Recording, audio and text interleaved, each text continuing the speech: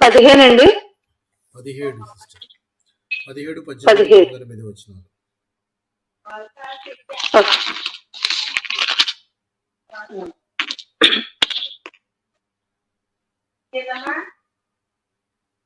దానిని పైకెత్తి కట్టిన తరువాత తాళ్ళు మొదలైనవి తీసుకుని వారి చుట్టూ 28వ అంటే 17, 18, 19 వచనాలు సిస్టర్. 28 అండి. 17, 18, 19. ఓకే. 17. 3 దినములైన తరువాత అతడు యూదులలో ముఖ్యులైన వారిని తన యొద్దకు పిలిపించెను. వారు కూడి వచ్చినప్పుడు అతడు, సహోదరులారా, నేను మన ప్రజలకైనను పితరుల ఆచారములకైనను ప్రతికూలమైనది ఏదీ చెయ్యక పోయినను యెరూషలేములో నుండి రోమీయుల చేతికి నేను ఖైదీగా అప్పగించబడితిని. వీరు నన్ను విమర్శ చేసి నాయందు మరణమునకు తగిన హేతువేదియు లేనందున నన్ను విడుదల చేయగోరిరి గాని యూదులు అడ్డము చెప్పినందున నేను కైసరు ఎదుట చెప్పుకొందునవలసి వచ్చెను. అంతేనండి. అయినను విందువలన నా స్వజనం మీద నేరమేమీ మోపవలనని నా అభిప్రాయం కాదు. ఈ హేతు చేతనే. అంతేనండి. చిన్న ప్రార్థన చేసుకుని వాక్య ధ్యానాన్ని కంటిన్యూ చేసుకుందాం. కృపా సత్య సంపూర్ణుడైన మా ప్రియ పరలోకపు తండ్రి, పరిశుద్ధుడా, మీ పవిత్రమైన పాదాలు కొందనాలు, వేలాది స్థుతులు, స్తోత్రములు తండ్రి. మరి ఒక దినము నాయన మా జీవితంలో అనుగ్రహించారు. అందుని బట్టి మీకు కృతజ్ఞతలు చెల్లించుకొనిచున్నాం నాయన. ఈ దినమంతా కూడా మీరు మీ కాపుదల మా నుంచి సాయంకాల సమయము మీ సన్నిధిలో మీ పాదాల చెంత మేమంతా ఇలాగన కూడుకుని మా కొరకు దాచించిన లేఖనములను మేము ధ్యానించుకొని పోచుండగా మీరు మాతో మాట్లాడమని ప్రార్థించి వేడుకొనిచున్నాం. కూడి వచ్చిన ప్రతి ఒక్క విశ్వాసిని వారి కుటుంబాలను మీ కృపగలిగిన హస్తాలకు అప్పజెప్పుకొనిచున్నాం తండ్రి.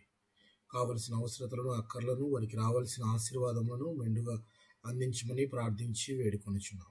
రాలేకపోయిన వారిని కూడా జ్ఞాపకం చేసుకోండి. రావాలని ఆశపడుతున్న వారిని త్వరపడి రప్పించండి.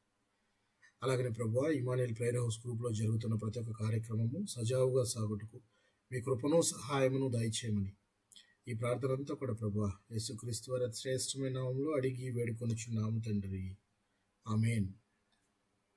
ఆమేన్. ఆమేన్.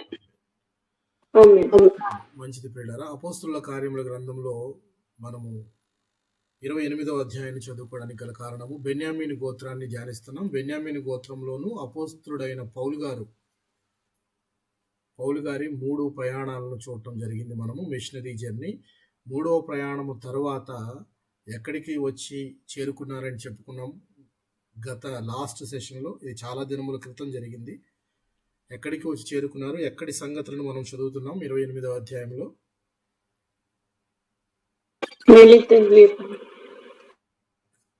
మిలిటరీ నుంచి కూడా మనం వచ్చేసాం సిస్టర్. చేరుకున్నారు అని చెప్పి, రోమాకి వచ్చి చేరుకున్నారని చెప్పి అనుకున్నాం. అంటే పౌలు గారు రోమా వెళ్ళాలి వెళ్ళాలి వెళ్ళాలి అని తపన పడుతున్నాడు. ఆ దారిలో కైసరియా నుంచి రోమాకు వచ్చే దారిలో అనేకమైన ఇబ్బందులు, ఇక్కట్లు ఎదురైనప్పటికీ దేవుడు ధైర్యంగా ఉండు, యెరూషలేములో నువ్వు ఎలాంటి సాక్ష్యాన్ని ఇచ్చావో రోమాలో కూడా అలాంటి సాక్ష్యాన్ని ఇవ్వవలసి ఉంది, నీతో పాటు ఉన్నవారు కూడా క్షేమముగా ఉంటారు అని చెప్పి దేవుడు ఆయనకి చెప్పడం జరిగింది. దాంతో ఆయన రోమా చాలా క్షేమంగా చేరుకున్నారు. అయితే రోమా చేరుకున్న తర్వాత జరిగిన సంగతులు కనుక గమనిద్దాం. మనం గమనించే ముందు పౌలు గారి 3 మిషనరీ జర్నీలు చూసాం మనం. 4వ మిషనరీ జర్నీ అనేది చరిత్రలో కొంతమంది వ్యక్తుల మధ్య ఉన్న డిస్కషన్ ఏంటంటే, కైసరియా నుండి రోమాకి రావటమే 4వ ప్రయాణము అని చెప్పి కొంతమంది భావిస్తారు. కొంతమంది ఏంటంటే, ఈ రోమాకి వచ్చిన తర్వాత ఇప్పుడు జరగబోయే సంఘటన ఏంటంటే, ఈయన రోమాకి వచ్చిన తర్వాత రోమాలో ఖైదీగా 2 సంవత్సరాలు జైల్లో ఉండిపోతాడు. హౌస్ అరెస్ట్ అంటారు. అక్కడ ఖైదీగా ఉండిపోతాడు. ఖైదీగా ఉండిపోయిన తరువాత ఆయన రిలీజ్ అయి బయటికి వచ్చి అక్కడి నుంచి మరలా ఇంకొక జర్నీ చేసినట్టు, అదే 4th మిషనరీ జర్నీ అని చెప్పి కొన్ని చరిత్రకారులు మనకు చెప్తారు.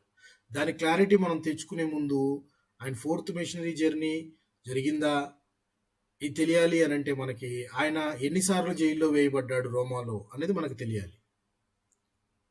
అది తెలిసే ముందుగా ఈయన జైల్లో వేయబడటానికి గల కారణాలు, ఎందుకంటే నేను కైసరికి చెప్పుకుంటాను అని చెప్పి వచ్చిన వ్యక్తి ఇక్కడికి రాగానే మొట్టమొదట రాగానే అతను చేస్తున్న పని ఏంటి అని అంటే, జ్ఞాపకం పెట్టుకోండి, ఎక్కడికి వెళ్ళినా మన క్రైస్తవ జీవితాల్లో ముందుగా దేవుని పని. మన ఇంట్లో ఏదైనా సంతోషం జరిగిందా, దేవుని స్తుతించాలి. లేక ఏదైనా ఇంపార్టెంట్ గొప్ప పని జరిగిందా, ముందు దేవుని పని. ఈయన కూడా అలాగే రోమాకు వచ్చి చేరుకున్న తర్వాత అమ్మయ్య రోమాకు వచ్చాం, ముందు కొన్నాళ్ళు రెస్ట్ తీసుకుందామని లేదు, వెంటనే ఆయన చేయవలసిన పనిని స్టార్ట్ చేశాడు. స్టార్ట్ చేయడానికి ఎవరిని పిలిపిస్తున్నాడు? అక్కడ యూదులైన వారిని కొంతమందిని పిలిపిస్తున్నాడు. ఎక్కడ? ఏ ప్రాంతంలో? రోమా ప్రాంతంలో. రోమాలో కూడా యూదులు ఉంటారు కదా, ఉంటారా? ఉంటాయి. అక్కడున్న యూదులను పిలిపించి వారితో మాట్లాడుతున్నాడు. వారితో మాట్లాడుతూ జనరల్గా ఒక వ్యక్తి ఒక ప్రదేశం నుండి ఇంకో ప్రదేశానికి వచ్చినప్పుడు, నేను లాస్ట్ టైం కూడా మీకు చెప్పాను, ఇంతకుముందు దినాల్లో ఫర్ ఎగ్జాంపుల్ మీలో ఎవరైనా ఒక డినామినేషన్కి చెందిన వారు అయి ఉంటే, వారు ఈ ఫలానా ఊరు నుంచి, ఫర్ ఎగ్జాంపుల్ ఎవరో అనుకుందాం, ఒక అరుణ సిస్టర్ ఇక్కడ హైదరాబాద్ నుంచి వైజాగ్ లేకపోతే ఇంకొక ఊరికి వెళ్తే, అక్కడ సేమ్ డినామినేషన్లో వాళ్లతో పాటు దేవుణ్ణి ఆరాధించడానికి లేదా ఆ సంఘ కార్యక్రమాల్లో పాల్గొవడానికి అరుణా సిస్టర్ గారు ఒక లెటర్ తీసుకెళ్లవలసి ఉంటుంది. ఎక్కడి నుంచి? తను ఎక్కడైతే రెగ్యులర్గా ఆరాధన చేస్తుందో లేదా రెగ్యులర్గా ఎక్కడైతే దేవుణ్ణి స్తుతిస్తూ సంఘ కార్యక్రమాల్లో ఒక సంఘ సభ్యురాలుగా ఉంటుందో ఆ సంఘ పెద్దల నుంచి ఒక లెటర్ తీసుకొని వెళ్ళి, అప్పుడు ఎక్కడికైతే వెళుతుందో అక్కడ ఆ లెటర్ను చూపించాల్సి వస్తుంది. అందులో ఏమి రాసి ఉంటుంది అని అంటే, ఎప్పుడు మీరు మీ బర్త్డే ఎప్పుడు, ఏ బర్త్డే అంటే ఏంటి ఇక్కడ? రక్షించబడిన రోజు, రక్షణ దినము, మీరు రక్షించబడిన దినము, అలాగే ఎన్ని దినముల నుంచి సంఘ సభ్యులుగా ఉన్నారు, మీరు రెగ్యులర్గా ఆరాధనలో పాల్గొంటున్నారా లేదా అని ఇవన్నీ కూడా ఒక లెటర్ రూపంలో రాసి పంపిస్తారు.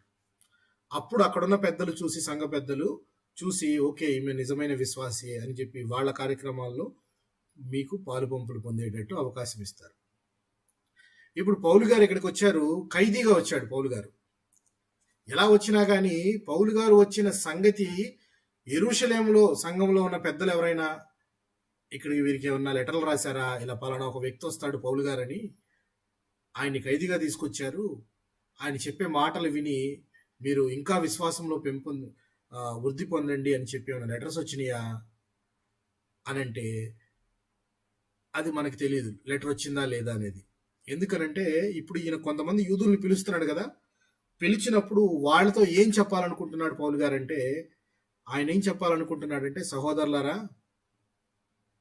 నేను ఇలాగా ఆయన సాక్ష్యం అంతా చెప్తున్నాడు. సాక్ష్యం చెప్పిన తర్వాత, నేను ఇట్లా అన్ని జనులకు వెలుగుగా ఉండటానికి ఇలాగ దేవునిచే నిర్ణయించబడ్డాను అని చెప్పేసి, ఎలాగ కైసరియా నుంచి ఇక్కడికి ఖైదీగా వచ్చాడో, వచ్చేటప్పుడు ఆయన చాలా మంది వ్యక్తులను ఆయన ఎదుర్కొంటాడు. ఫెలిక్స్ను, ఫేస్తును, అగ్రిప్ప, వీళ్ళందరి దగ్గర విచారణ పొందిన తర్వాత డైరెక్ట్గా ఫైనల్ నేను కైసర్కి చెప్పుకుంటాను అని చెప్పి బయలుదేరిన వ్యక్తి ఇప్పుడు కైసర్కి చెప్పుకోవాలి.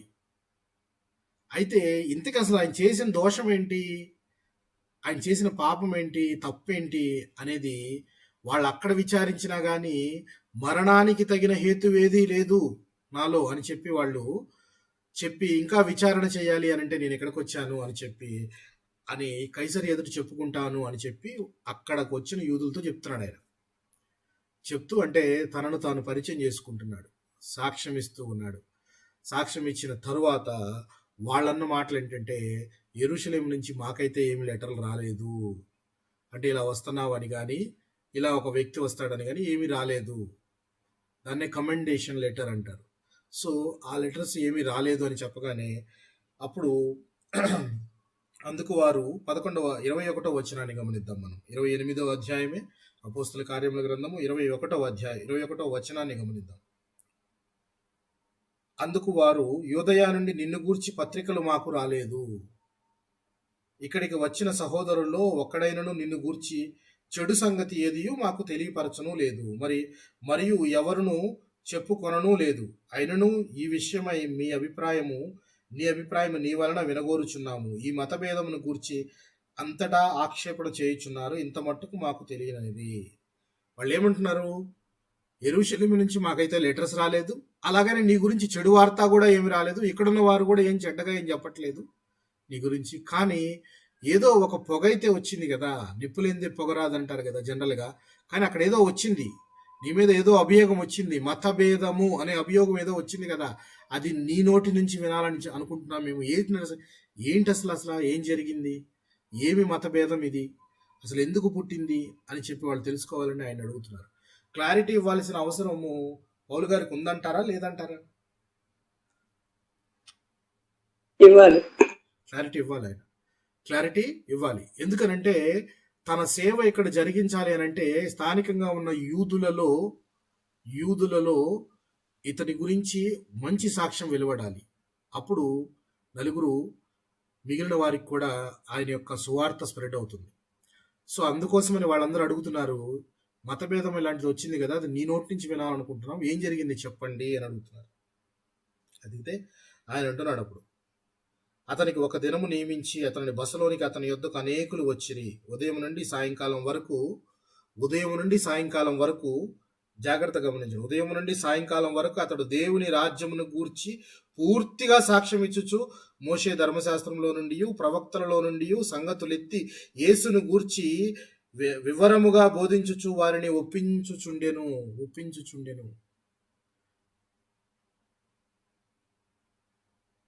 ఆయన దగ్గరికి అనేకులు వచ్చారు, ఆయన చూడటానికి, పరామర్శించడానికి. అనేకులు వస్తే వాళ్ళతో కూర్చొని ఏం చెప్తున్నాడు? ఈయన దేవుని రాజ్యం గురించి చెప్తున్నాడు. ప్రవక్తల గ్రంథంలో నుంచి, అలాగే మోషే గ్రంథంలో నుంచి. ఇలా ప్రవక్తల గ్రంథము, మోషే గ్రంథం అంటే అర్థం ఏంటంటే ఆయన వాక్యం చెప్పాడు. ఉదయం మొదలుకొని సాయంకాలం దాకా వాక్యం చెప్తానే ఉన్నాడు. మనము ఒక గంట వినటానికే మనం చాలా ఇబ్బంది పడిపోతుంటాం. వాళ్ళు రోజులు తరచి ప్రవక్తల గ్రంథాల్లోని మాటలను తీసుకుని ఈ మాట క్రీస్తుకు చెందింది, లేదా మోషే గ్రంథంలో ఏం రాయబడి ఉన్నది, ఇవన్నీ కూడా ఎవరిని సూచిస్తున్నాయి అని యేసే మెస్సయ్య అని నిరూపించడానికి ఆయన ఎంతగానో కష్టపడుతున్నాడు. ఈ రోజున మనం దేనికి కష్టపడుతున్నాం చెప్పండి?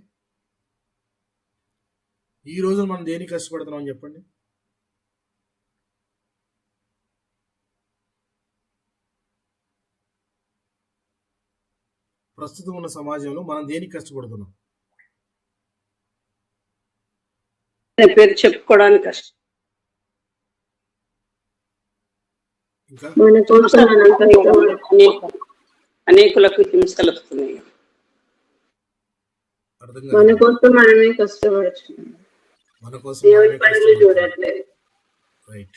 మన కోసం మనమే కష్టపడుతున్నాం, దేవుని పని గురించి ఎవరూ పట్టించుకోవటం లేదు. అయితే ఇక్కడ మనము ఒక రకంగా ఆ రోజుల్లో వాళ్ళు పడిన శ్రమ ఆధ్యాత్మికంగా ఏంటి అని అంటే, యేసే మెస్సయ్య అని యూదులకు చెప్పడానికి, సోకాల్డ్ జ్యూస్, దేవుడు ఎన్నుకోబడిన జనాంగానికి చెప్పడానికి, వారిని నమ్మించడానికే సమయం అంతా సరిపోయింది. రైట్. ఇప్పుడు యేసుక్రీస్తు దేవుడు అనే ఒక ఎస్టాబ్లిష్మెంట్ అయిపోయింది. ఇప్పుడు మనం దేనికి కష్టపడుతున్నామంటే ఈ యేసుక్రీస్తే నిజమైన దేవుడు అని మిగిలిన వారికి చెప్పడానికి కష్టపడుతున్నాం. అవునా కాదండి? యేసుక్రీస్తే నిజమైన దేవుడు అని చెప్పడానికి మనం కష్టపడుతున్నామా లేదా? చాలా డిబేట్స్ జరుగుతున్నాయి. చాలా మిగిలిన విశ్వాసాలు వాళ్ళు కూడా ఛాలెంజెస్ వేస్తుంటారు. ఈయన నిజమైన దేవుడా, ఇది పవిత్ర గ్రంథమా, ఇది ఇక్కడి నుంచి వచ్చింది కదా, ఎక్కడో ఇశ్రాయేలీల చరిత్ర కదా, ఇది చరిత్రలో లేదు కదా, లేకపోతే ఎక్కడ జరిగింది, అక్కడెక్కడో తూర్పు పాలస్తీనా పట్టణము అక్కడ జరిగింది కదా, ఇక్కడికి రాలేదు కదా యేసుక్రీస్తు. ఇలా చాలా మాటలు ఉన్నాయా లేవండి? ఇప్పుడు మనం దేనికి కష్టపడుతున్నామంటే యేసుక్రీస్తే నిజమైన దేవుడు, జీవము కలిగిన దేవుడు అని చెప్పడానికి మనం ఇప్పుడు పౌలు గారు లాగా మనం ఏం చూపించాలి అంటే మన బైబిల్లోని గ్రంథాలు, ప్రవక్తల మాటలు, మోషే ధర్మశాస్త్రము అవన్నీ ఇందులోనే ఉన్నాయి. ఇప్పుడు ఇందులోని మాటలను తీసే మనం మాట్లాడాలి. ఇందులో తీసే ఆయన రోజంతా వాదిస్తూ కూర్చున్నాడట. అప్పుడు ఆయనకున్న శ్రమ ఏంటంటే అంటే యేసే మెస్సయ్యా అని నిరూపించడం. అంతసేపు ఉదయం కాలం నుంచి సాయంకాలం దాకా చెప్పినా విన్నవారు విన్నారు, విని భోంచేయవలసిన వారు చేశారు, చక్కగా తృప్తి పడ్డారు. అందులో కొంతమంది ఒప్పుకున్నారు, కొంతమంది ఒప్పుకోలేదు. తర్కానికి ఎప్పుడు కొంతమంది ఆపోజిట్ గానే ఉంటారు. వింటానికి వింటారు, పూర్తిగా వింటారు. అంతా విన్న తర్వాత నువ్వు చెప్పింది నిజమే అని మేమెందుకు నమ్మాలి అనేవాళ్ళు కూడా ఉంటారు. ఇప్పుడు అలాంటి వాళ్ళే ఈయనకి తగులుతున్నారు. వచ్చారు, వాళ్ళందరికీ వాక్యం వివరించాడు ఆయన. మోషే ధర్మశాస్త్ర గ్రంథము, ప్రవక్తల గ్రంథము అన్నిటిలోనూ క్రీస్తుని గురించిన మాటలను ఆయన ఎత్తి చూపిస్తూ వాళ్ళకి వివరిస్తూ ఉన్నాడు. సాయంకాలం దాకా వివరించాడు బాబు. అంతా విన్న తర్వాత అతను చెప్పిన సంగతులు కొందరు నమ్మిరి, కొందరు నమ్మకపోయిరి. నమ్మటము నమ్మకపోవటము అనేది అనాది నుంచి వస్తున్నదే. ఎందుకంటే సాతానుడు కూడా పనిచేయాలి కదా. మనకంటే సాతానుడు ఎక్కువ పని చేస్తాడు, అవునా కదా? ఫ్రాంక్గా చెప్పాలంటే మనకంటే సాతాను ఎక్కువ పని చేస్తాడు. మనం ఒక వ్యక్తిని మార్చడానికి ఎంత ప్రయత్నం చేస్తామో ఆ సమయంలో నలుగురు వ్యక్తుల్ని జడగొట్టడానికి సాతాను ప్రయత్నం చేస్తాడు. ఒక వ్యక్తిని మీరు విశ్వాసంలో వృద్ధి పొందడానికి 4 మాటలు చెప్తే నలుగురికి అవిశ్వాసం మాటలు చెప్పి వాళ్ళని తప్పుదోవ పట్టించడానికి సాతాను ఎప్పుడు రెడీగా ఉంటాడు. సో ఆ యొక్క కన్ఫ్రంటేషన్ మనకి ఎప్పుడు తగులుతూనే ఉంటుంది. ఇక్కడ పౌలు గారికి కూడా అదే తగిలింది. విన్నారు, రోజంతా విన్నారు. సాయంకాలం వచ్చేటప్పటికి కొందరు నమ్మారు, కొందరు నమ్మలేదు. చూడండి, అతను చెప్పిన సంగతులు కొందరు నమ్మిరి, కొందరు నమ్మకపోయి వారిలో భేదాభిప్రాయాలు కలిగినందున పౌలు వారితో ఒక మాట చెప్పి తర్వాత వారు వెళ్ళిపోయిరి. అందున పౌలు వారితో ఒక మాట చెప్పిన తర్వాత వారు వెళ్ళిపోయిరి. పౌలు గారు ఇక ఏం చెప్తాడు? ఇక నమ్మని వారికి ఏం చెప్తాడు? ఆయన చెప్తున్న మాట ఇదే: మీరు వినుమట్టుకు విందురు గాని గ్రహింపనే గ్రహింపరు, చూచుమట్టుకు చూతురు గాని కానరని ఈ ప్రజల యొద్దకు వెళ్ళి చెప్పుము. ఇది ఎవరికి చెప్పింది? ఇది యెషయా గ్రంథంలో చెప్పబడిన మాటలు ఆయన ఎత్తి చెప్తున్నాడు. ఇప్పుడు ఇలా మాట్లాడుతున్నారు. యెషయా గారు అప్పుడే చెప్పాడు, చెవులున్నవాడైతే వింటాడు, విన్నవాడు గ్రహిస్తాడు, గ్రహించిన వాడు నీ వాక్యాన్ని గైకొంటాడు. కానీ ఇక్కడ వారు చెవులుండి కూడా చెవిటి వారు అవుతున్నారు, కన్నులుండి కూడా చూడలేకపోతున్నారు అని చెప్పి యెషయా గారి గ్రంథంలో పొందుపరిచిన మాటలను ఆయన ఎత్తి చెప్పిన తర్వాత అవి విని సావధానంగా వెళ్ళిపోయారు కొంతమంది. ఈ ప్రజలు కనులారా చూచి, చెవులారా విని, మనసారా గ్రహించి నా వైపుకు తిరిగి నా వలన స్వస్థత పొందకుండానట్లు వారి హృదయం క్రొవ్వి ఉన్నది. ఈ మాట ఎవరు మాట్లాడతారు చెప్పండి?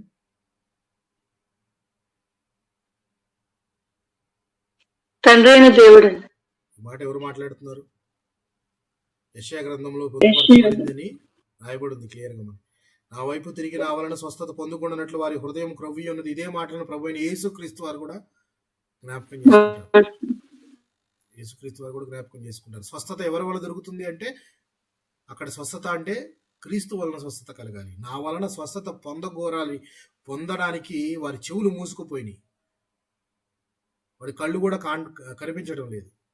చెవులు వినిపిస్తున్నాయి అనుకోండి, నువ్వు పలానా వైద్యుడి దగ్గరికి వెళ్ళు అని చెప్పగానే నీకు స్వస్థత కలుగుతుంది అనగానే విన్నాడు కాబట్టి వెళతాడు. లేకపోతే వారి కళ్ళ ముందు స్వస్థత జరుగుతుందని చూసినప్పుడు అరే నాకు స్వస్థత కలుగుతుందేమో అని నిజమైన దేవుడి దగ్గరికి, వెలుగు దగ్గరికి, జీవము కలిగిన దేవుడి దగ్గరికి రావడానికి ప్రయత్నిస్తారు. కళ్ళు చెవులు రెండు మూసుకుపోతే ఎవరి దగ్గరికి వెళతారు?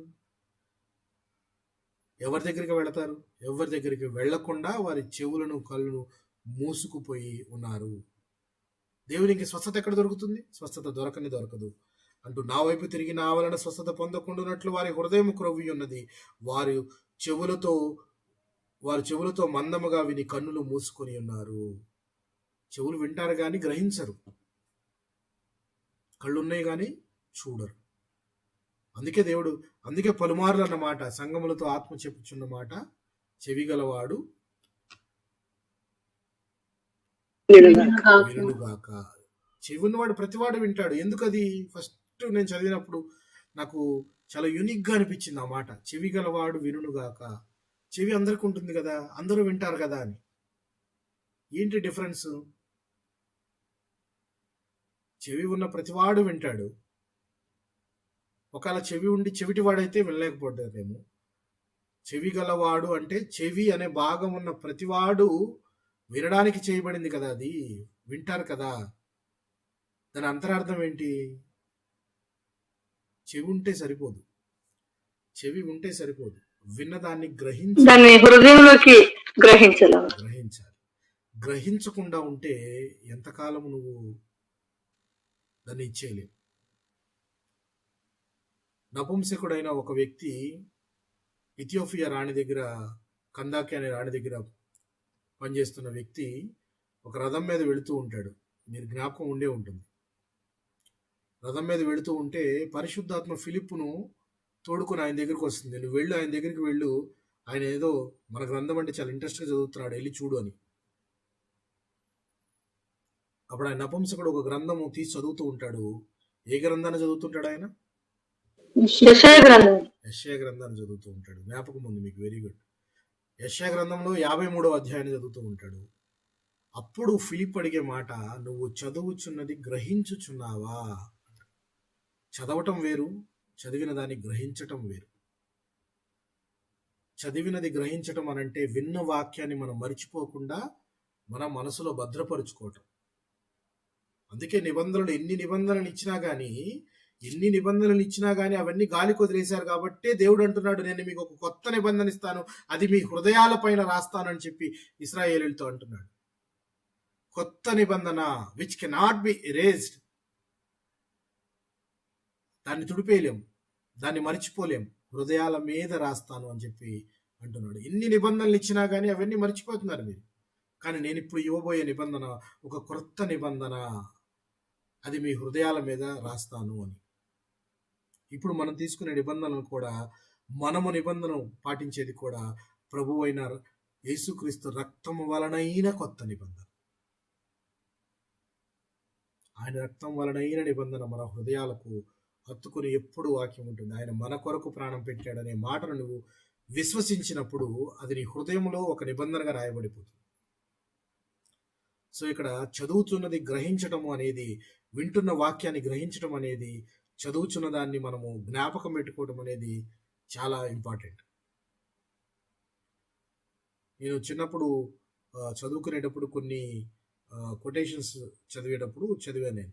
Some books are to be read, some books are to be understood, some books are to be digested. కొన్ని పుస్తకాలట చదవాలి, కొన్ని పుస్తకాలు రుచి చూడాలి, కొన్ని పుస్తకాలు రుచి చూసి జీర్ణం చేసుకోవాలట. అంటే ఏది మనకు ఉపయోగమో ఏది ఉపయోగము కాదో వాటిలో సమయాన్ని మనం తెలివిగా వెచ్చించాలి. అవసరం లేని వాటి కోసం మాత్రం చాలా సమయాన్ని వెచ్చిస్తాము. అవసరమైన గ్రంథం, అవసరమైన మనకు ఒక ప్రామాణిక బైబిల్, పవిత్ర గ్రంథం అని పిలువబడే బైబిల్ని మాత్రము చదవడానికి ఎంత సమయాన్ని మనం కేటాయిస్తున్నాం? How much time we are spending? అరగంట? మీరెంత స్పెండ్ చేస్తున్నారు? Half an hour or 1 hour? ప్రతివారు చెప్పండి.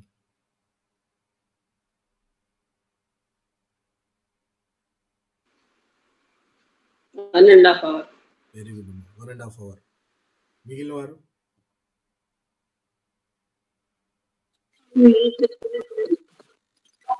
నేను కూడా 1.5 అవర్, 2 గంటలు కూడా కూర్చుంటాను ఒక్కోసారి. Okay, very good sister. Aruna sister ఏదో చెప్పారు, వినపడలేదు. వీలైనప్పుడు చదువుతారు. Okay, right. కోమల్ బ్రదర్?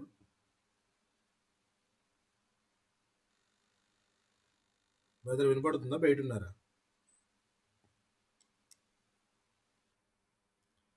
సరే, సమయాన్ని ఎందుకు వెచ్చించాలి అనంటే గ్రహించాల్సిన అవసరం విషయం కాబట్టి, ఇది మన జీవితాన్ని వెలిగించే జ్ఞానం కాబట్టి. ఏటి జ్ఞానం ఇది? ఈలోక జ్ఞానం కాదు. ఈ జ్ఞానము, దేవుడిచ్చే జ్ఞానము మన జీవితాన్ని వెలిగిస్తుంది, మనము చేరాల్సిన గమ్యాన్ని చేరుస్తుంది. అలాంటి జ్ఞానానికి మనం సమయం ఇవ్వకపోతే ఉపయోగము లేదు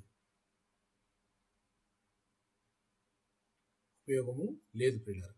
సో ఇక్కడ నపుంసకుడు ఏం చదువుతున్నాడు అనేది, చదువుతున్న దాన్ని నువ్వు గ్రహిస్తున్నావా అంటే, ఆయన ఏమంటాడు? ఒకటే మాట, నాకు ఎవరైనా చెప్తేనే కదా అర్థమయ్యేది, ఇది ఎవరి గురించి రాయబడిందో నాకు అర్థం కాలేదు అన్నట్టు చెప్పాడు ఆయన. అంటే మనలను దారి చూపించడానికి మనకు ఒక బోధకుడు కావాలి.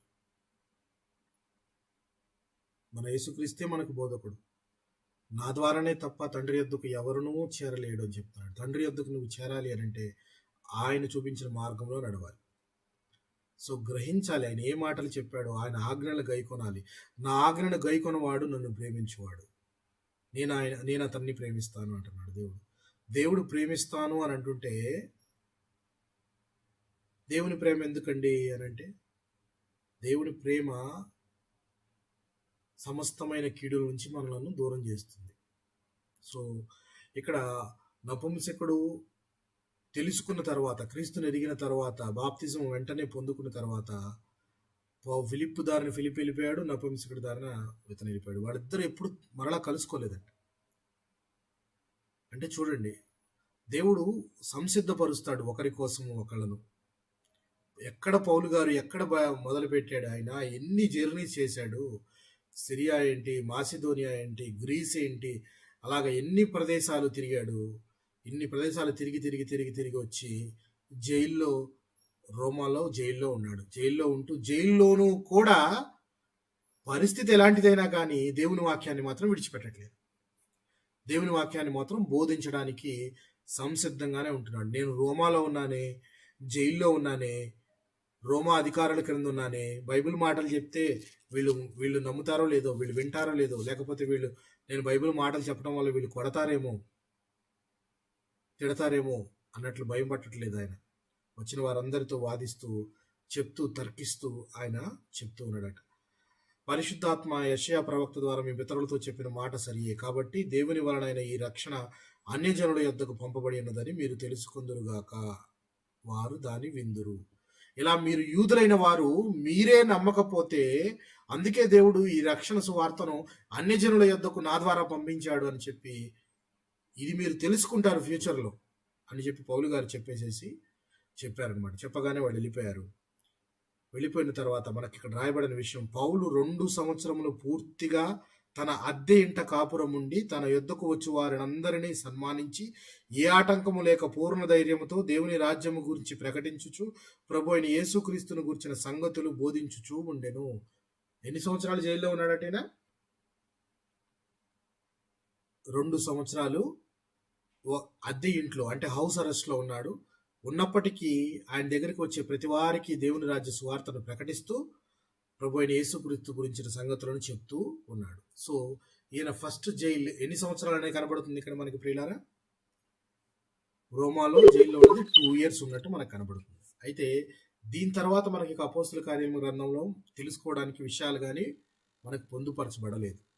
సో ఇప్పుడు 4th మిషనరీ జర్నీ అనేది జరిగిందా అని తెలుసుకోవాలంటే మనం ఎలా తెలుసుకుంటాము, మనకు ఎలా తెలుస్తుంది అని అంటే, ఈయన జైలుకు ఎన్నిసార్లు, రోమాలో ఎన్నిసార్లు, ఇప్పుడు మనకు ఒకసారి జైల్లో ఉన్నట్టు కనబడుతుంది. 2 సంవత్సరాలు ఉన్నాడు. మరి 2 సంవత్సరాల తర్వాత ఏం జరిగింది? ఆ 2 సంవత్సరాల తర్వాత ఏం జరిగింది అని కనుక మనం తెలుసుకోవాలంటే, లేక 4th మిషనరీ జర్నీ జరిగిందా అని తెలుసుకోవాలి అని అంటే, ఆయన జైలుకు ఎన్నిసార్లు వెళ్ళాడు, ఈ 2 సంవత్సరాల తర్వాత రిలీజ్ అయ్యాడా లేదా, అది మనకి ఇన్ఫర్మేషన్ లేదు ఇక్కడ. కానీ తను రాసిన పత్రికల్లో చాలా విషయాలు పొందుపరిచాడు పౌలు గారు. సో ఆ మాట చూద్దాం మనం. తిమోతికి రాసిన 2వ పత్రిక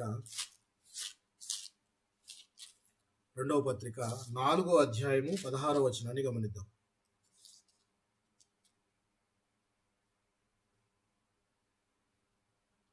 4వ అధ్యాయము 16వ వచనాన్ని గమనిద్దాం. తిమోతికి రాసిన 2వ పత్రిక 4వ అధ్యాయము 16వ వచనాన్ని గమనిద్దాం.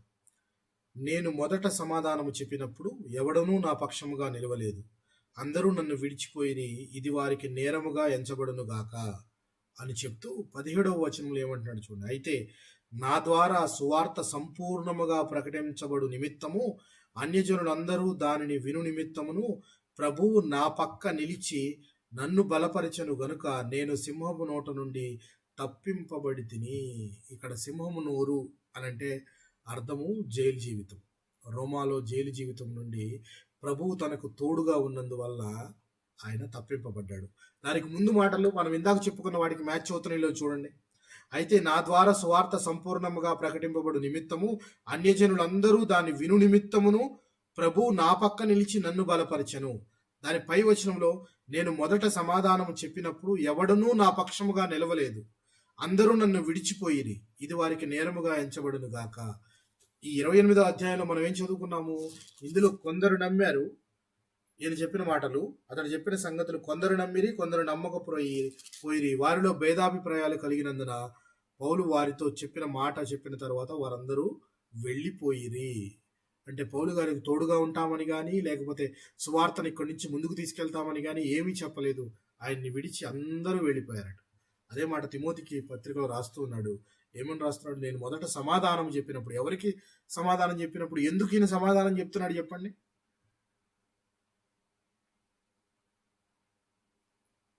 ఎందుకు యూదులకు సమాధానం చెప్తున్నాడు ఈయన?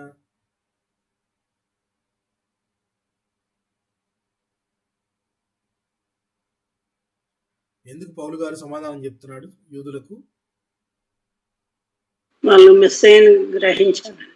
వాళ్ళు ప్రశ్న అడిగారు, ఏంటి మతభేదం ఏంటో వచ్చిందని అడిగారు కదా, సమాధానం నీ నోటి నుంచి వినాలని అన్నారు కదా, అందుకనే ఆయన సమాధానం చెప్తున్నాడు. వాళ్ళకి సమాధానం చెప్పినప్పుడు ఆయన అంటున్న మాట, ఎవడనూ నా పక్షంగా నిలవలేదు, అందరూ నన్ను విడిచిపోయింది, ఇది వారికి నేరముగా ఎంచబడును గాక అని చెప్తూనే ఆయన దేవుడు నా పక్షాన ఉన్నాడు కాబట్టి, మరియు నేను అన్యజనులకు ఇంకా ప్రబలంగా సువార్తను అందించాలి అనే నిమిత్తము దేవుడు నన్ను ఆ చెర నుండి తప్పించాడు, ఆ యొక్క సింహపు నోట నుండి తప్పించబడి తిని అని చెప్తున్నాడు. ఇక్కడ సింహపు నోరు అని అంటే అర్థము, రోమాలో జైలు జీవితం నుంచి బయటకు వచ్చాడు ఆయన. అంటే జైలు జీవితం నుంచి బయటకు వచ్చాడు అని అంటే రిలీజ్ అయ్యాడు ఆయన. సో రిలీజ్ అయ్యాడు కాబట్టి, రిలీజ్ అయిన తరువాత ఆయన ఎక్కడెక్కడ తిరిగి సేవ చేశాడు అనే విషయాలు మనకు తెలియాలి అంటే అవి మనకి డైరెక్ట్గా ఇందులో లేవు. కానీ తను రాసిన పత్రికలలో ఆయన ఆగిన ప్రదేశాలను లేక అక్కడ జరిగిన సందర్భాలను ఆయన మెన్షన్ చేస్తూ కొన్ని వచనాలను మెన్షన్ చేశాడు. అవి చూస్తే మనకి ఆ ప్రదేశాలన్నీ తిరిగినట్టు మనకు కనబడతాయి. ఆయన 4వ మిషనరీ జర్నీలో మొదటిగా క్రేతు అనే ప్రాంతం గురించి ఆయన సంబోధించాడు. ఎవరికి? తీతుకు రాసిన పత్రికలో. ఒకసారి ఫాస్ట్గా చూద్దాము, ఎక్కువ రిఫరెన్స్ ఉంటాయి కాబట్టి త్వరగా చూద్దాం. తీతుకు రాసిన పత్రిక 1వ అధ్యాయము 5వ వచనం గమనిద్దాం. నేను నీకు ఆజ్ఞాపించిన ప్రకారము నీవు లోపముగా ఉన్న వాటిని దిద్ది ప్రతి పట్టణంలోనూ పెద్దలను నియమించు నిమిత్తమే నేను క్రేతులో నిన్ను విడిచి వచ్చింది. తీతుకు రాసిన పత్రికలు అంటున్నాడు, నేను నీకు ఆజ్ఞాపించిన ప్రకారము నీవు లోపముగా ఉన్న వాటిని దిద్ది ప్రతి పట్టణంలోనూ పెద్దలను నియమించు నిమిత్తమే నేను క్రేతులో నిన్ను విడిచి వచ్చి తిని.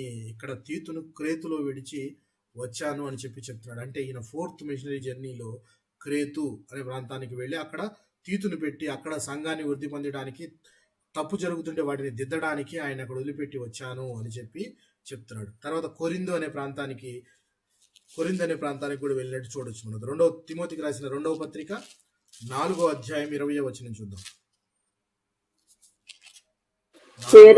కొరింథులో నిలిచిపోయాను, త్రోఫిము రోగి అయినందున అతను మిలేతులో విడిచి వచ్చాను. ఎరస్తు కొరింథులో నిలిచిపోయాను అని ఎప్పుడు చెప్తాడు? నాతో ఉన్న వ్యక్తి, జర్నీలో ఉన్న వ్యక్తి, ఆ వ్యక్తి అక్కడే ఆగిపోయాడు అని చెప్పడానికి ఈయన కొరింథు గురించి చెప్తున్నాడు. అంటే కొరింథుకి మేము వెళ్ళిన తర్వాత ఎరస్తు కొరింథులో నిలిచిపోయాడు, త్రోఫిము రోగి అయినందున అతనిని మిలేతులో విడిచి వచ్చి తిని అని చెప్తున్నాడు. అంటే ఆయన క్రేతుతో పాటు కొరింథు అనే ప్రాంతానికి కూడా వెళ్ళినట్టు. అయితే మిలేతు అనే ప్రాంతానికి కూడా వెళ్ళినట్టు మనకి ఇదే తిమోతి పత్రిక 4వ అధ్యాయం 20వ వచనంలో గమనిద్దాం.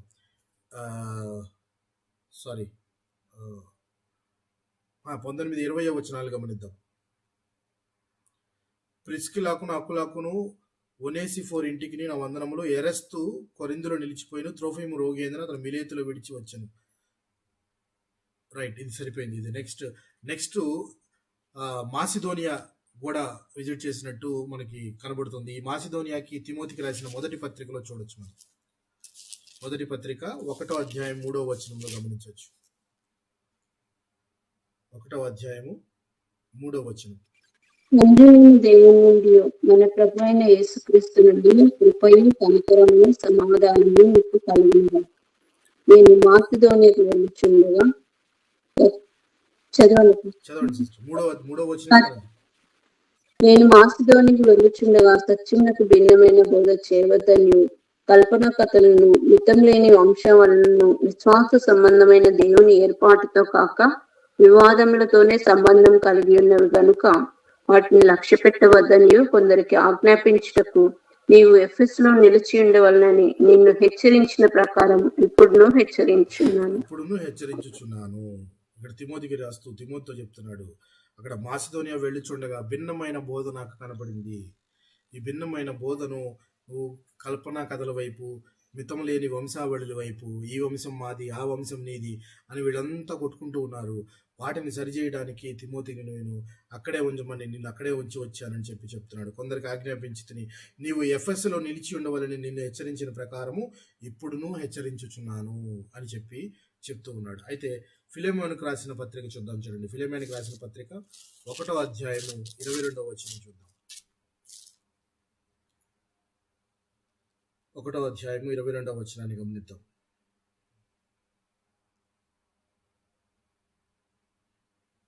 ఇక్కడ కొలస్సి అనే ప్రాంతం గురించి మనకు కనబడుతుంది. అంతేకాదు, నీ ప్రార్థనల మూలముగా నేను నీకు అనుగ్రహింపబడునదని నిరీక్షించుచున్నాను కనుక నా నిమిత్తము బస సిద్ధము చేయుము అంటే ఇక్కడ కొలస్సి అనే ప్రాంతంలో నా కోసం నువ్వు బస ఏర్పాటు చెయ్యి అని చెప్పి ఇక్కడ రాస్తున్నది. అంటే ఆ ప్రాంతానికి కూడా వెళ్ళినట్టు మనం గమనించవచ్చు. నెక్స్ట్ తిమోతికి రాసిన 2వ పత్రికలోనే 4వ అధ్యాయము 13వ వచనం కనుక గమనిస్తే 4వ అధ్యాయము 13వ వచనం కనుక గమనిస్తే త్రోయలో కర్పునొద్ద ఉంచి వచ్చిన అంగీని పుస్తకములను ముఖ్యముగా చర్మపు కాగితములను తీసుకొని రమ్ము. ఇక్కడ త్రోయలో నేను ఇవన్నీ వదిలేసి వచ్చాను, నా వస్తువులు అవి తీసుకొని రమ్ము అని చెప్పి త్రోయకు కూడా వెళ్ళినట్టు మనకి ఇక్కడ కనబడుతుంది. ప్రియులారా, త్రోయ అనే ప్రాంతానికి కూడా ఈయన వెళ్ళినట్టు కనబడుతుంది. నెక్స్ట్ తిమోతి పత్రికలోని 1 తిమోతి పత్రిక 3వ అధ్యాయము 14వ వచనం. 3వ అధ్యాయం 14వ వచనం చూద్దాం. ఇది ఎఫెసు కూడా వెళ్ళినట్టు మరలా చూడొచ్చు మనం. శీఘ్రంగా నీ యొద్దకు వచ్చునని నిరీక్షించుచున్నాను, అయినను నేను ఆలస్యం చేసిన ఎడల దేవుని మందిరంలో అనగా జీవము గల దేవుని సంఘంలో జనుడు ఎలాగో ప్రవర్తింపవలను అది నీకు తెలియవలననియు ఈ సంగతులను నీకు రాయిచున్నాను. సంఘమునకు సత్యం ఆధారభూతమై ఉన్నది అని చెప్పి రాస్తూ ఇక్కడ ఎఫెసు సంఘం గురించి రాస్తూ ఉన్నాడు. ఇదే 4వ అధ్యాయము 13వ వచనంలోనూ కూడా మనం గమనించవచ్చు. నేను వచ్చు వరకు చదువుట యందును హెచ్చరించుట యందును బోధించుట యందును జాగ్రత్తగా ఉండుము అని చెప్తున్నాడు. సో ఇలాగే మరొక నికోపోలిస్ అనే ప్రాంతానికి కూడా వెళ్ళినట్టు తీతుకు రాసిన పత్రికలో చూడొచ్చు పిల్లలు. అయితే ఇన్ని ప్రాంతాలను ఆయన తిరిగి వచ్చింది ఈ పత్రికల్లో పొందుపరచడం జరిగింది. దీని ద్వారా మనము మరలా 4వ జర్నీలో కూడా ఎక్కడెక్కడైతే ఆయన మొదట ప్రయాణం చేశాడో, 2వ ప్రయాణంలో మనం జ్ఞాపకం ఉందో లేదో, మొదట ఏవేవి ప్రయాణాలు అయితే ఎక్కడెక్కడికైతే వెళ్ళొచ్చాడో అవన్నీ కూడా ఆయన మరలా వెళ్ళి ఫాలో అప్ మినిస్ట్రీ అంటారు దీన్ని. మరలా ఆ సంఘానికి వెళ్ళి వారు ఏ స్థితిలో ఉన్నారు, వారి విశ్వాస స్థాయి పరిణితి ఎలా ఉంది అని కనుక్కొని వారిని ఆదరించి ఆదరణకరమైన మాటలు వారికి చెప్పి వారితో కూడా సహవాసంలో ఉండి వచ్చేవాడు ఆయన. అలాగే ఈయన మిగిలిన సంఘాలు ఈ ప్రాంతాలన్నీ కూడా 4వ మిషనరీ జర్నీలో ఈయన చుట్టి వచ్చినట్టు మనకి ఇక్కడ పత్రికల ద్వారా తెలుస్తుంది. అయితే ఇలాగ చుట్టిన వ్యక్తి ఈ ప్రాంతాల నుంచి స్పెయిన్ దాకా కూడా వెళ్ళిపోయాడు అని చెప్పేసి కొంతమంది చరిత్రకారులు అప్పుడు చెప్తారు. స్పెయిన్ అంటే ఆల్మోస్ట్ యూకే, యునైటెడ్ కింగ్డమ్ అంటే ఇంగ్లాండ్.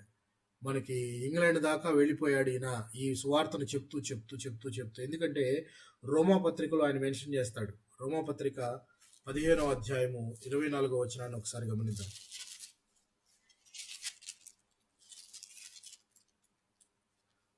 రోమా పత్రిక 15వ అధ్యాయము 24వ వచనాన్ని గమనిద్దాం.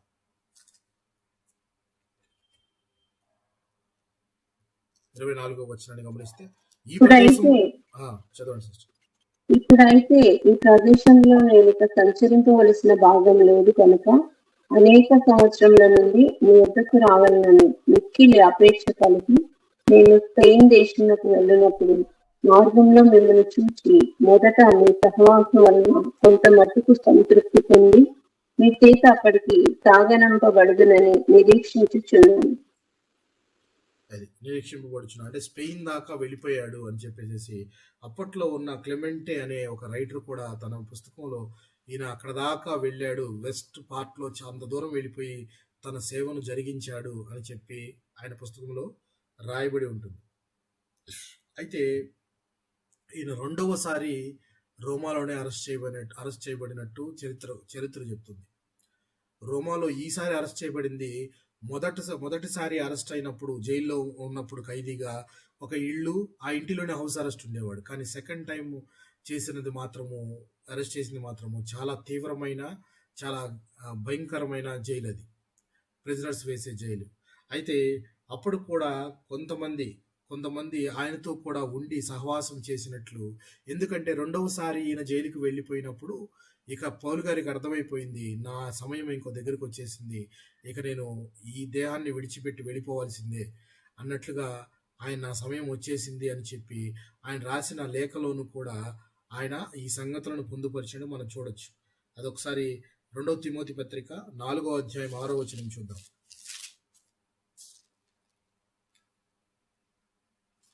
4వ అధ్యాయము 6వ వచనం. నేను ఇప్పుడే పానాత్మనంగా పోయబడుచున్నాను, నేను వెడలిపోవు కాలము సమీపమై ఉన్నది. మంచి పోరాటము పోరాడి తిని, నేను వెడలిపోవు కాలము సమీపమై ఉన్నది. ఇది రెండవసారి ఆయన అరెస్ట్ అయినప్పుడు ఇక సమయం లేదు, ఇక నేను తిరగలేను, ఇక ఆల్మోస్ట్ ఆయన ఇక ప్రాణార్పణముగా అంటే కంప్లీట్గా ఇక దేవుని దగ్గరకు వెళ్ళిపోవాలి అన్నట్లుగా నా సమయం ఇంకొచ్చేసింది, మంచి పోరాటము పోరాడి తిని. ఎంత గొప్ప మాట పౌలు గారు నిజంగా మన కొరకు రాసించినట్టు రాయబడింది. ఇది ఎంతమంది మనము ఈ పోరాటంలో సమిధులై ఒక యోధులై మనం సిద్ధంగా ఉన్నాము. మంచి పోరాటం కొరకు కనీసం ప్రయత్నం అన్నా చేస్తున్నాం మనం? లేదు. మన పోరాటంలో మనమే పూర్తిగా సంసిద్ధులుగా లేము. మనమే పూర్తిగా సంసిద్ధులుగా ఎప్పుడుంటాము? పౌలు గారు వాళ్ళందరూ వచ్చినప్పుడు వాళ్ళకి సమాధానము చెప్పగలిగిన స్థితిలో ఉన్నాడు. అంటే మోషే గ్రంథం కానీ, ప్రవక్తల గ్రంథం కానీ, అంతా గ్రంథాల్లో ఉన్న సారము ఆయన చదివి తెలుసుకొని ఆ జ్ఞానంతో మాట్లాడుతున్నాడు. మరి ఈ రోజున మనం ఏ జ్ఞానంతో మాట్లాడాలి? ఎట్టి జ్ఞానము మనకు ఉన్నదని మనం మాట్లాడాలి? ఏ జ్ఞానముతో విశ్వాసంలో నుంచి జారిపోయే వారికి మాటలు చెప్పాలి? నూతనముగా విశ్వాసంగా అన్య విశ్వాసులైన వారికి ఏ మాటలు చెప్పాలి? ఈ పోరాటం పోరాడాలి అని అంటే తగిన సన్నద్ధత, తగిన సంసిద్ధత మన దగ్గర ఉందా? Are we ready? ఉన్నామా? మనమంతా ఉన్నామా? మీరున్నారా సంసిద్ధంగా? వింటున్నారా పిల్లారా? సంసిద్ధంగా ఉన్నారా? పౌలు గారు అంటున్నారు, మంచి పోరాటం నేను పోరాడి తిని అని. మనం పోరాటానికి సంసిద్ధంగా ఉన్నామా? సంసిద్ధముగా ఉన్నాము అని అంటే మనం బైబిల్ గ్రంథం అంతా కూడా మనం తెలుసుకున్నామా? ప్రతి లేఖనాన్ని మనం పరిశోధించామా? దాని నుంచి జ్ఞానాన్ని పొందుకున్నామా? ఆ మాటలు, జ్ఞానము కలిగిన మాటలతో మనము మాట్లాడవలసిందిగా మనము ఉన్నామా? అందుకు సంసిద్ధంగా ఉన్నామా అని చెప్పి మనం ప్రశ్నించుకోవాలి. ఆయన అంటున్నాడు, మంచి పోరాటం పోరాడి తిని అంటే ప్రభు కొరకు చేసే పోరాటంలో ఆయన ఎలాంటి దానికైనా కానీ సంసిద్ధంగా ఉన్నాడు. ఫైట్ చేయడానికి ఎలాంటి ఇబ్బంది కలిగినట్టు కానీ ఆయన వెనకకు అడుగు వేయలేదు అని చెప్పేసి మనకి ఇక్కడ కనబడుతుంది ప్రియులారా. అయితే ఇక్కడ తిమోతి గారికి రాసిన పత్రికలో నేను వెళ్ళిపోతున్నాను అన్నాడు. అయితే వెళ్ళిపోతున్నాను అని చెప్పినప్పుడు ఈయనకి తోడుగా లూకా గారు కూడా ఉన్నారు. ఎవరి లూకా గారు?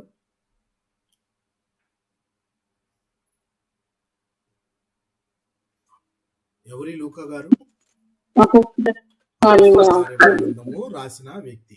4వ అధ్యాయం 2వ తిమోతికి రాసిన పత్రిక, తిమోతికి రాసిన 2వ పత్రిక 4వ అధ్యాయం 11వ వచనం కనుక మనం గమనిస్తే, లూకా మాత్రమే నా యొద్ద ఉన్నాడు, మార్కును వెంట పెట్టుకొని రమ్ము, అతడు పరిచారం నిమిత్తము నాకు ప్రయోజనకరమైన వాడు. లూకా మాత్రమే నా యొద్ద ఉన్నాడు అంటే అప్పుడు సెకండ్ టైం జైల్లో ఉన్నప్పుడు, ఇక చివరి దినముల్లో ఉండగా లూకా ఆయనని లూకా ఆయనని సంరక్షిస్తూ ఆయన కావాల్సినవన్నీ కూడా చూసుకుంటూ కేర్ చేస్తూ ఉన్నాడు. చెప్తుంటే ఆయన అంటున్నాడు, అప్పుడు ఎవరిని వెంట పెట్టుకొని రమ్మంటున్నాడు? మార్కును వెంట పెట్టుకుని రమ్ము, అతడు పరిచారము నిమిత్తము నాకు ప్రయోజనకరమైన వాడు, తుకీకును ఎఫెస్కు పంపితిని. ఇట్లా చెప్తూ ఆయన చివరి దినాల్లో ఆయన అన్ని ఒకరికొకరికి అన్ని అప్పచెప్తూ ఉన్నాడు. ఇలాగే 2 తిమోతికి రాసిన పత్రిక 1వ అధ్యాయం కనుక చూస్తే 16-17 వచనాలు చూద్దాం. 16-17 వచనాల్లో ఏమంటున్నాడంటే, ప్రభువు ఒనేసిఫోరు ఇంటివారి యందు కనికరము చూపును గాక.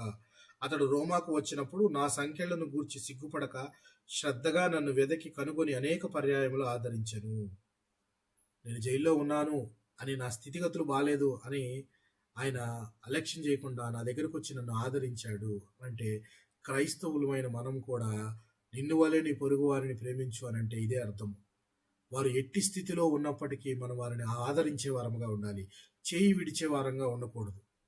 స్థితిని బట్టి వారు ఇప్పుడు చాలా అధోగతిలో ఉన్నారు, వీళ్ళ దగ్గరికి వెళితే మనకే నష్టము, మనకే ఒక ₹1 లాభం ఉండదు, అలా ఆలోచించకుండా ఆదరించడానికి, మాటలతో ఆదరణకరమైన మాటలను అందించడానికి, ప్రభువు ప్రేమను రుచి చూపించడానికి మనం వెళ్ళే వారంగా ఉండాలి.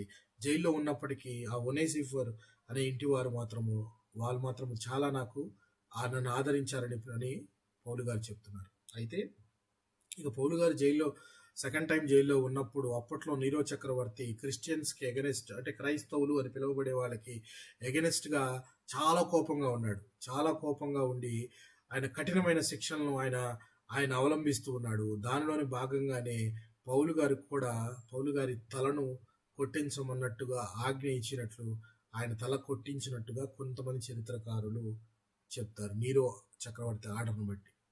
సో పౌలు గారు నిజంగా మంచి పోరాటము పోరాడి తిని తుదకున పరుగున కడముట్టించిందని, విశ్వాసమును కాపాడుకుంటుని. This is very very important. ఇంత ప్రయాణము, ఇంత జీవిత కాలంలో ఆయన విశ్వాసాన్ని ఎప్పుడూ పోగొట్టుకోలేదు. ఎన్ని ప్రమాదకరమైన పరిస్థితులు వచ్చినాయి, ఓడ ఎన్నిసార్లు బద్దలైంది, ఎన్ని రకాలైన కష్టాలు, పాము గరిచింది, చాలా మంది కొట్టిపడేశారు, చనిపోయాడు అనుకున్నారు, చాలా మంది నిందలేశారు, అపనిందలేశారు. అయినా కానీ ఎక్కడ విశ్వాసంలో మాత్రం ఆయన జారిపోకుండా కడ వరకు విశ్వాసముగా ఉన్నాడు. ఇది మన క్రైస్తవ జీవితంలో మనం నేర్చుకోవాలి, ఆచరించవలసిన పాఠం. మంచి పోరాటానికి సంసిద్ధంగా ఉండాలి. దానికి తగ్గ జ్ఞానాన్ని మనం బైబిల్ నుంచి పొందుకోవాలి. అలాగే మనం మంచి పోరాటం పోరాడి విశ్వాసంలో ఎక్కడా జారిపోయే వారంగా ఉండకుండా ముందుకు వెళ్ళాలి. ప్రభు ఈ కొద్ది మాటలను మన వినికిడిలో దీవించి ఆశీర్వదించును గాక. ఆమేన్. వచ్చిన మీ అందరికీ కూడా హృదయపూర్వక వందనాలు తెలియజేసుకుంటున్నాను. Thank you very much sister. కార్యం అంతా ప్రయాణాలు చక్కగా వివరించారు. దేవునికి మహిమ sister. Thank you very much. ఆయన కృప వల్లనే మనం ఇవి చర్చించుకోగలిగాం. ఇంత పెద్ద సెషన్స్ని మనం కంప్లీట్ చేసామంటే నిజంగా దేవుని కృపే అది. బెన్యామీన్ గోత్రంలో ఆల్మోస్ట్ ఇది 33rd సెషన్ ఇది. మిగిలిన గోత్రాలన్నింటిలోనూ కూడా ఇన్ని విశేషాలు వచ్చినాయో లేదో కానీ బెన్యామీన్ గోత్రంలో ఇన్ని విషయాలు, నిజంగా ఇన్ని సెషన్స్ రావటం దేవుని యొక్క నిజంగా గొప్ప కృపే అని అనుకుంటున్నాను. దీన్ని బట్టి మీకు ఒక చిన్న విషయాన్ని చెప్పాలని ఆశపడుతున్నాను నేను. అంటే దేవుడు కనుక సహాయం చేస్తే ఈ గోత్రం చెప్పే గొప్ప సంగతులు అనే సెషన్స్ అన్నిటినీ కూడా ఒక పుస్తక రూపంలో మార్చాలి అని ఆశపడుతున్నాను నేను. ఇప్పటి వరకు మనము అన్ని గోత్రాల గురించి విన్నాము. ఈ అన్ని గోత్రాలలో మనము రకరకాల టాపిక్స్ చూసాం. అంటే గోత్రము ఎక్కడి నుంచి వచ్చింది, వాళ్ళకి స్వాస్థ్యంగా ఏమి ఇవ్వబడింది, ఆ గోత్రంలో ఉన్న వ్యక్తులు ఎవరు, ఇంపార్టెంట్ వ్యక్తులు ఎవరు, ఆ గోత్రం ద్వారా మనం ఏం నేర్చుకోగలుగుతున్నాము అని ఈ పాఠాలన్నింటినీ మనం కుదిరితే దేవుని కృప తోడుగా ఉండి సజీవుల లెక్కలో ఉంటే ఒక పుస్తక